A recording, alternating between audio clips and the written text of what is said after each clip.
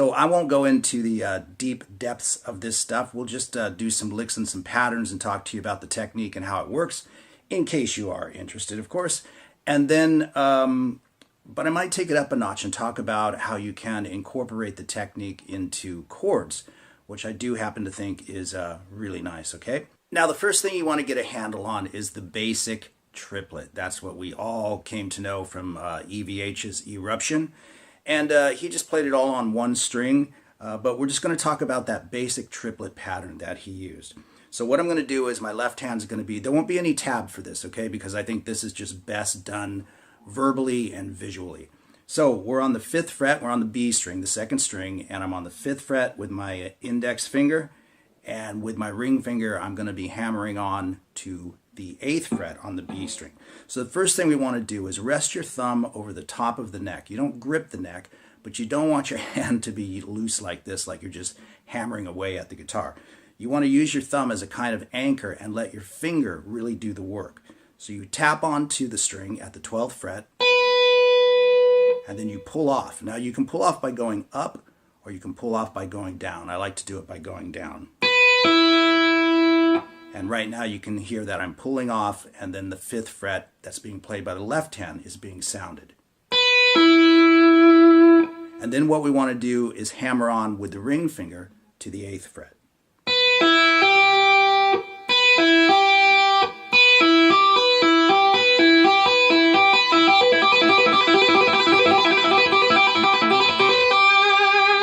Okay, now you'll get this kind of seesaw motion going, right? Where this finger's coming down as this one's going up and vice versa. That's exactly what you're looking for.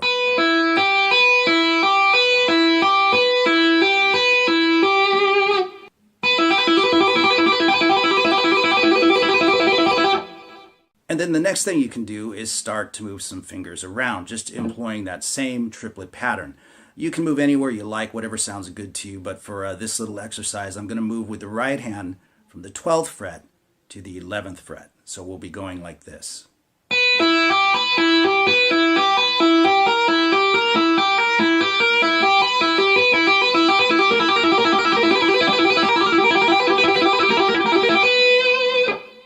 Now you can also move the fingers in your left hand, so maybe just as an exercise, you might drop the 8th fret to the 7th fret.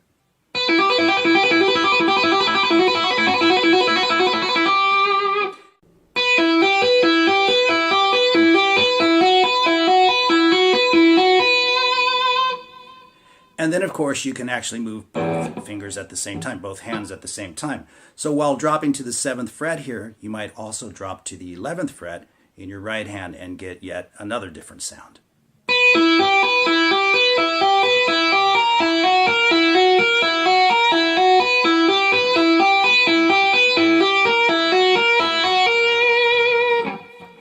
So you can see there's a lot of different sounds you can get just by messing around with the scales you're working with and just moving your fingers around and getting some cool triplet patterns going.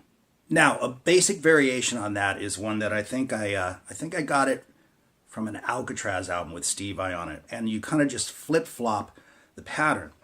So you start out with the same triplet that we just did,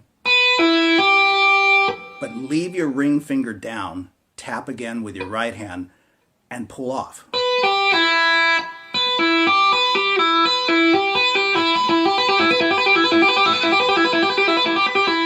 It's a slightly different sound, sort of a little bit more watery, if you know what I mean.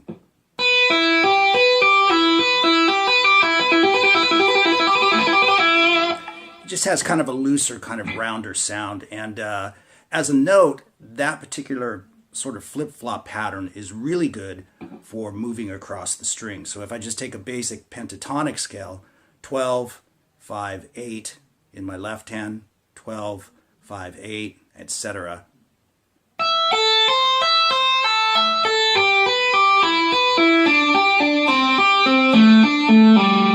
That's pretty cool.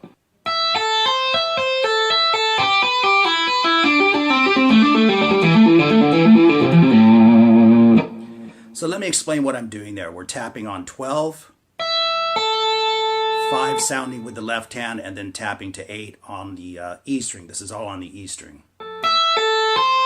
And then we do the reverse pattern. And then I'm tapping again, 12, 5, but moving to the next string for 8.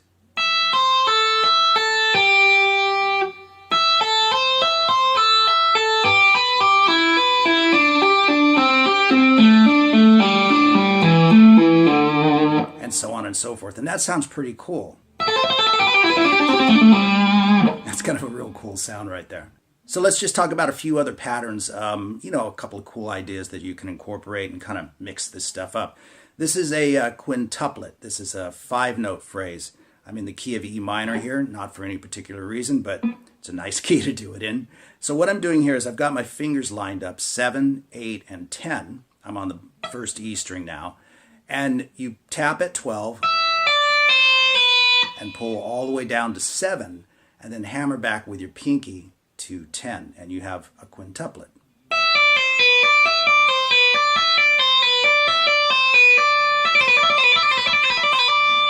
That sounds kind of cool. And you can traverse the strings in the same way.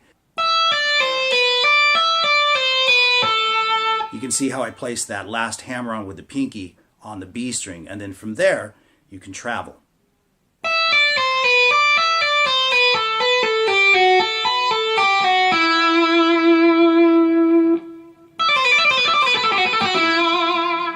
So there's just lots of cool little things that you can do. This is a nice pattern. I think it's from Eddie's Spanish Fly, if I remember. It's another quintuplet.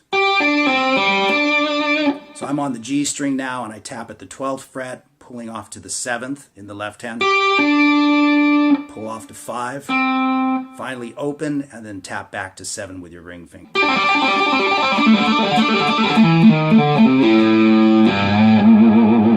Now let's talk about a few cool things, you know, that you can do with two-handed tapping as well that doesn't just involve licks. For instance, you can be playing normally with your pick. And you can tap out notes in your right hand, you can slide them. And of course, Eddie used to do that kind of stuff a lot.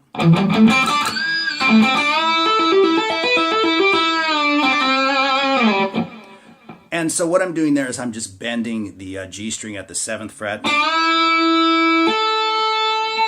tapping onto the 12th fret, and then you can just kind of move your finger around from there.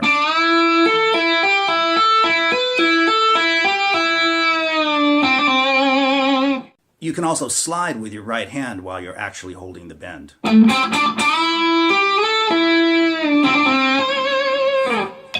And we'll talk about that harmonic as well, okay? Now, we're all pretty familiar with the standard harmonics on the guitar, or at least, you know, where they are the most prevalent. The 12th fret, the 7th, and the 5th. There's other ones, of course, but just for this exercise. So, if you're fretting a string somewhere, let's say the A string at the 2nd fret, and you wanted to emulate that 12, 7, and 5 of the open string, then you would play 14, 9, and 7.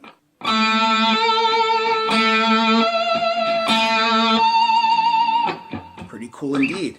And so these harmonics are available to you throughout the guitar neck once you get familiar with where you can find them. So you can incorporate it into bent notes.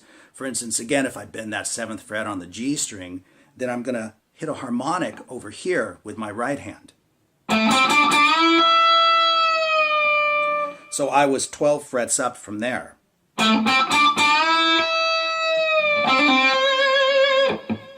So what I did was I bent the string at the 7th fret, and then 12 frets up, which would be the 19th fret, I just touched the harmonic. Touch right over the fret. Don't tap the string. Don't put pressure on it. Treat it exactly like a harmonic. Just touch the string right over the actual fret itself, and then pull your finger away. And then when I did the... then I went to 17 so that I could get the harmonic out of that note.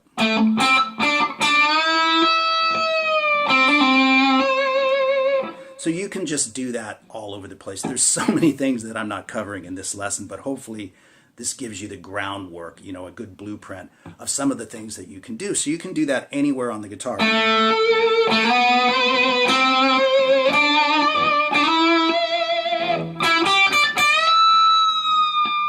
You can really go crazy with this stuff if you want to.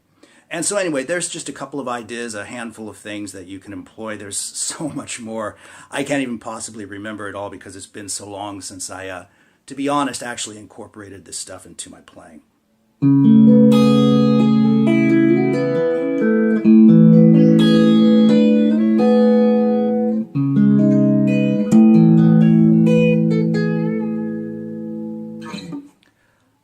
Haven't done this stuff in a long time.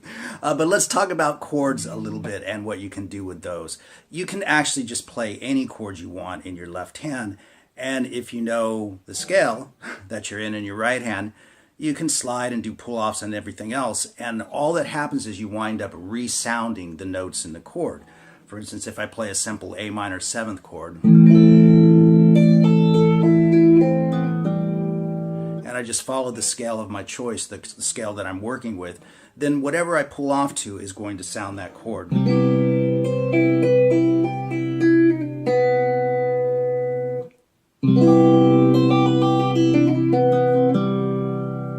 And so on and so forth. So this last one I'm going to leave you with is actually one of my own, a piece that I did way back in the day. Got me into the guitar magazines. So there you go. Two-handed tapping. What I'm playing is a G major 7th in my left hand. So I am tapping with my first finger onto the 3rd fret on the 6th string, and then with my ring finger and my pinky, I'm tapping onto the 4th fret on the D string and the G string. Okay? And then with my right hand, I'm playing the 7th fret on the G string and the 7th fret on the B string.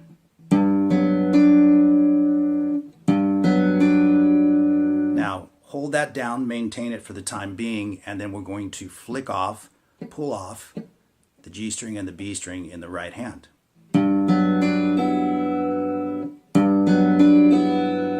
Now, after you've pulled off with the right hand, then you pull off with the left hand, the ring finger and the pinky.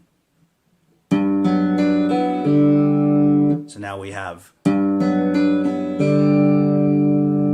now once we've done that, we're going to pull off again in the right hand. So now we have, and then hammering back on finally with the ring finger and the pinky. And just holding that bass note down, we repeat the pattern between these fingers.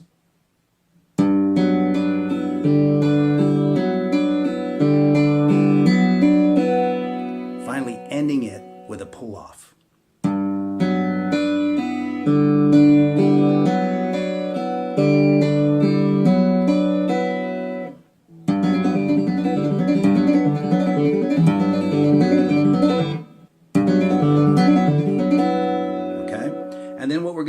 The right hand's going to stay the same, but then we're going to move to an A minor 7th. So everything's in the 5th fret. 2nd finger on the top string, 5th fret, 6th string. 5th fret on the D string with your ring finger, and then finally 5th fret on the G string with your pinky. And you're going to do the exact same movement.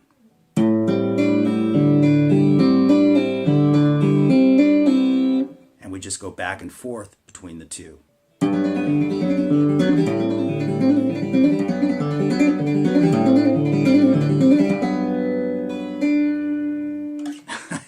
I admittedly don't really have the calluses in my right hand for this stuff anymore, but there you go. Just some fun ideas with two-pawed tapping.